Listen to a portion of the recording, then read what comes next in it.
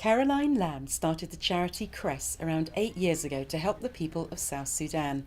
Now that many of those people have fled the violence in their home countries and gone to Uganda, that's where the Christian Relief and Education in South Sudan charity are targeting their efforts too. We've just returned from northern Uganda and we were able to take out there 1,000 pairs of women's pants, because one of the shocking things we learnt before we went was that women in camps do not have underwear pants, and nor do they have any help with sanitary hygiene. So we have raised money to help with that, and we're going to be starting by helping 1,000 women with that.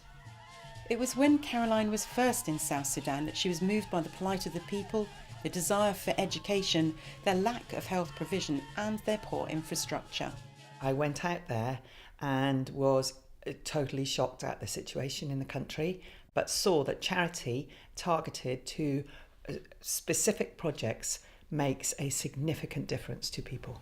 CRESS are one of the few charities that don't put their people in country but use the existing networks and only use the local people. We're going to be building on what we've already started on, which is the education of the children of the community church leaders. We've been doing that for 7 years and seen significant difference. So we're committed to continuing that. And these children will be leaders in their own country, as there are so few educated, well-educated young people in that country.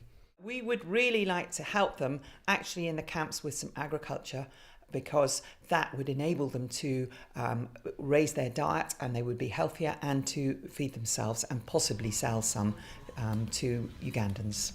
The child sponsorship is how we educate these children, in that each child has a person that is responsible for providing the fees and the funds for that child. The other thing that we are committed to doing is we are running a clinic, and that has had to relocate to Uganda. It's just opened and we're about to employ all the staff again, and they're starting to see patients. And many of the people who've flown the violence will attend this clinic. Why does this charity matter? At the moment we have the Poppy Appeal in the UK, and there are hundreds and hundreds of charities in the UK all deserving. This charity matters because actually if we don't help other areas in the world, they actually come to visit us. And one of the ways of stemming the tide of refugees that are coming into Europe is actually to help them in their own country and give them a hope and give them a future, and then they will stay. They don't want to be refugees in our country, they actually want to stay. It's with the help of the Chalke Valley community that the charity have been able to back people trying to survive and lead peaceful lives abroad.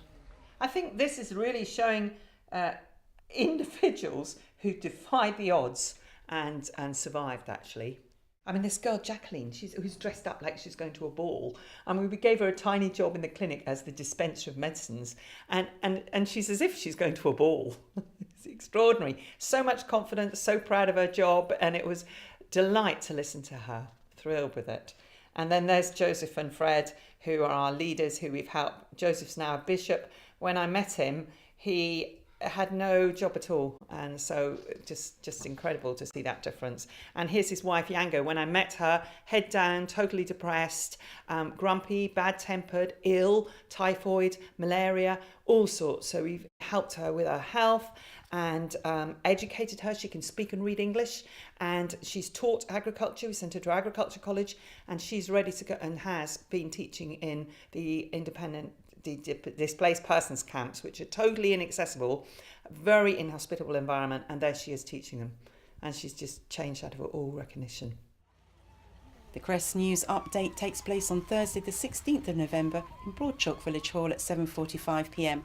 and on Sunday the 19th of November in the Broadchalke Hub at 3:45. Shan Robins, That's TV.